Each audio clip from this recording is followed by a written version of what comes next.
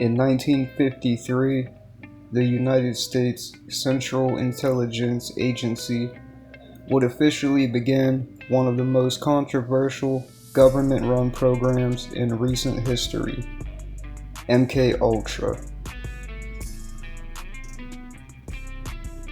MK meaning sponsorship of the technical services staff, and Ultra formerly designated as the most secret classification of World War II intelligence. Organized through the Office of Scientific Intelligence and coordinated with the United States Army Biological Warfare Laboratories, the program was to be a direct response to the Soviet, Chinese, and North Korean claimed use of mind control techniques on U.S. prisoners of war.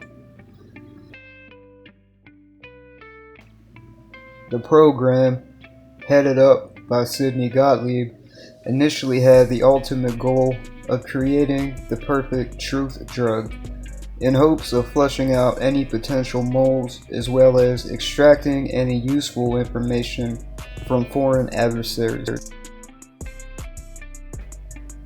The truly dark nature and number of atrocities committed during the program's 20-year official run wouldn't be realized until 1975, after an investigation into CIA activity by the Church Committee and the Rockefeller Commission.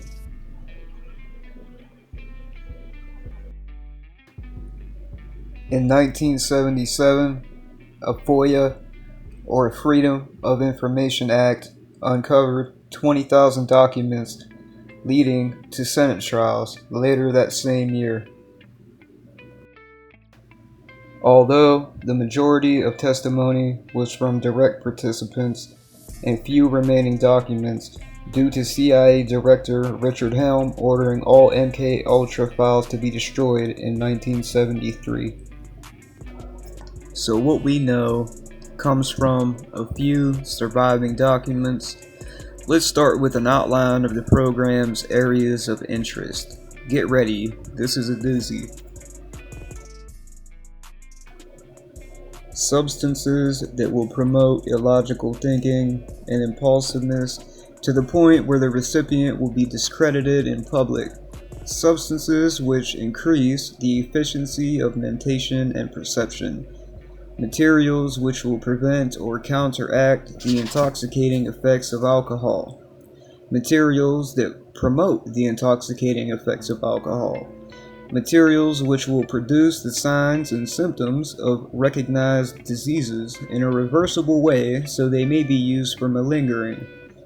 Materials which may render the induction of a hypnosis easier or otherwise enhance its usefulness. Substances that will enhance the ability of individuals to withstand privation, torture, and coercion during interrogation and so-called brainwashing. Materials which will produce amnesia for events preceding and during their use. Physical methods of producing shock and confusion over extended periods of time. Substance which will produce physical disablement such as paralysis of the legs and acute anemia. Substances which will produce pure euphoria with no subsequent letdown. Substances which alter personality structure in such a way the tendency of the recipient to become dependent on another person is enhanced.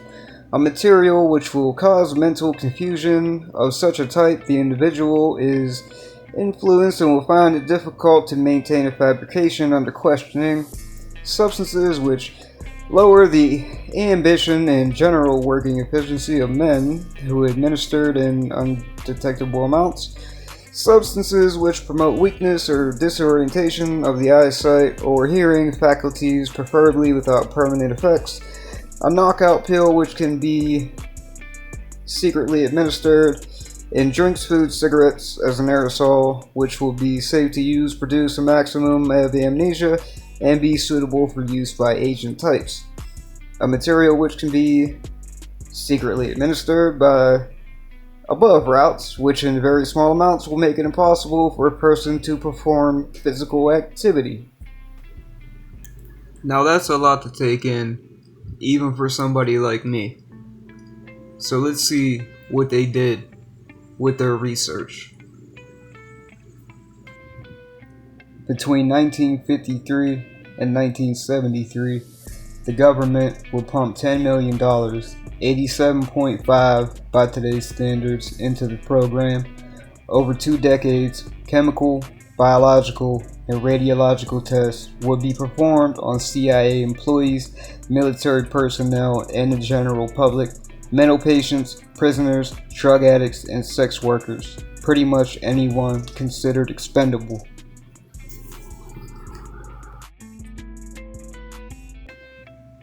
The unwilling victims will be subject to high doses of psychoactive drugs, electroshock, hypnosis, sensory deprivation, and verbal and physical abuse.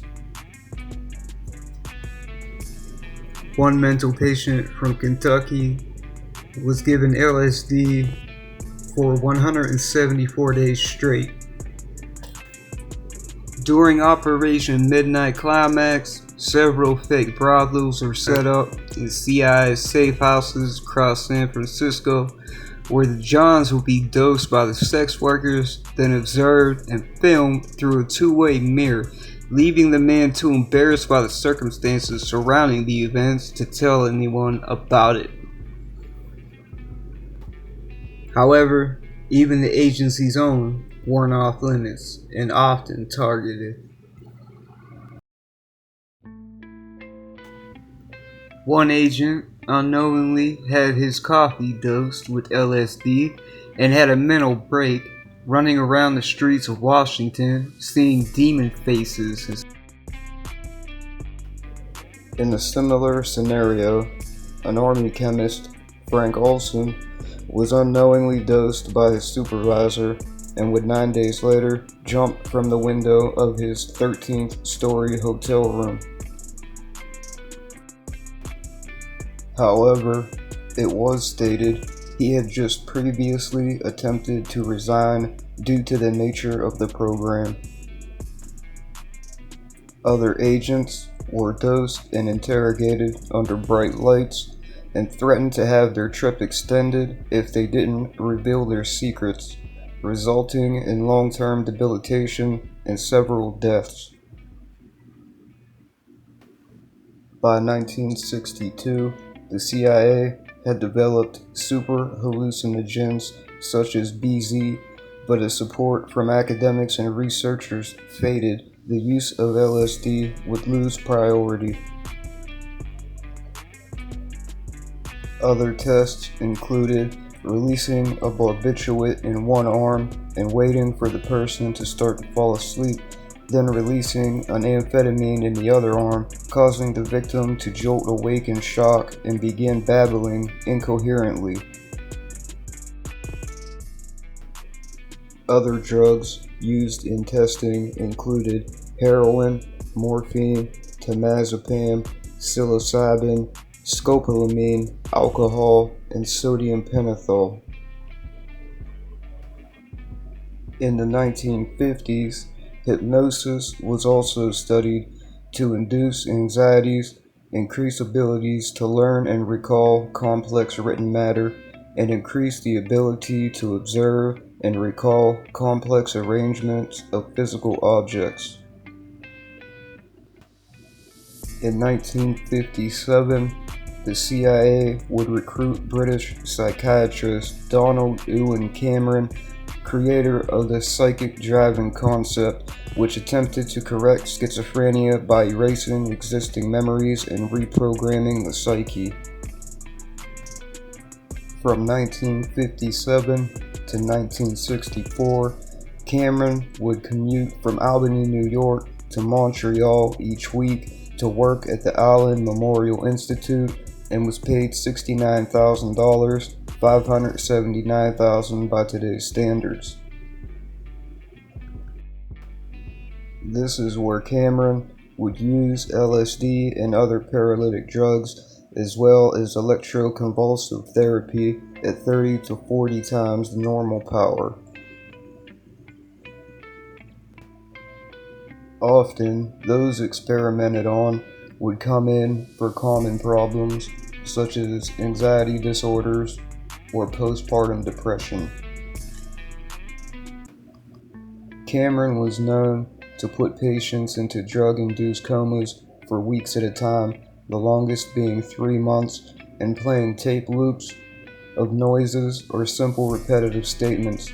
Many patients suffer permanent effects such as urinary incontinence, amnesia, forgetting how to talk, forgetting their parents, and thinking that the interrogators were their parents.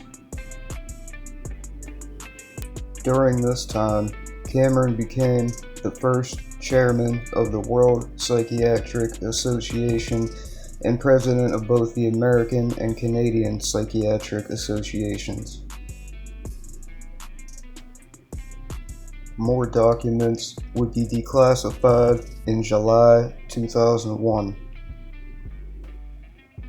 And in 2018, one document included a letter to an unknown doctor discussing work on 6 dogs made to run, turn, and stop by using remote control brain implants.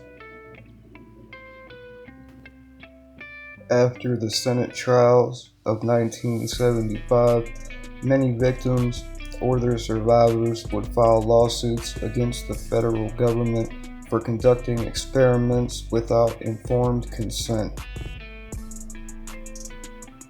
Although the government fought to avoid legal liability, several plaintiffs did receive compensation through court order, out-of-court settlements, and acts of Congress.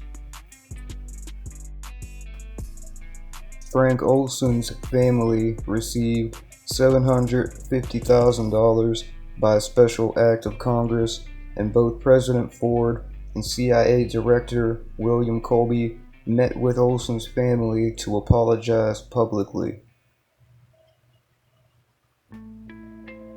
In 1987, Army Sergeant James Stanley's case was dismissed under the Fears Doctrine, effectively barring service members from collecting damages from the United States government for personal injuries experienced in the performance of their duties.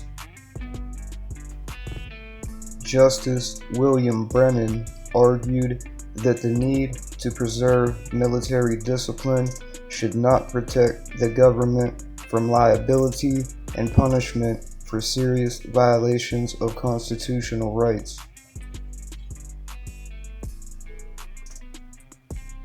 Former U.S. Marshal Wayne Ritchie, after hearing of the program's existence in 1990, claimed the CIA laced his food or drink with LSD at a Christmas party in 1957, which caused him to attempt robbing a bar. His case was dismissed in 2005. The CIA insists that all MK Ultra type programs have all been abandoned, but like many things in life, only time will tell.